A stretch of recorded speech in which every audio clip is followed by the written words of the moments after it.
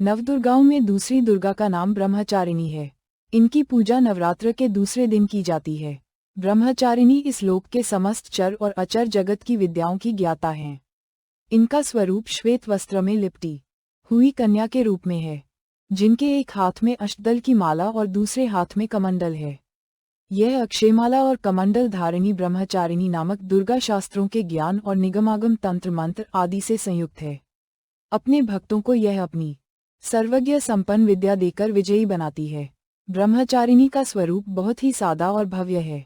अन्य देवियों की तुलना में वह अति सौम्य, क्रोध रहित और तुरंत वरदान देने वाली देवी है।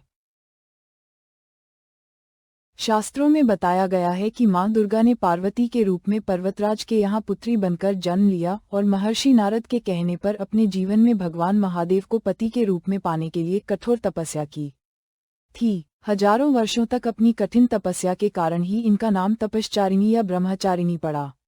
अपनी इस तपस्या की अवधि में इन्होंने कई वर्षों तक निराहार रहकर और अत्यंत कठिन तप से महादेव को प्रसन्न कर लिया। उनके इसी तप के प्रतीक के रूप में नवरात्र के दूसरे दिन इनके इसी रूप की पूजा और स्तवन किया जाता है।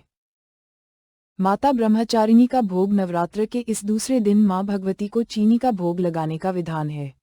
ऐसा विश्वास है कि चीनी के भोग से उपासक को लंबी आयु प्राप्त होती है और वह निरोगी रहता है तथा उसमें अच्छे विचारों का आगमन होता है।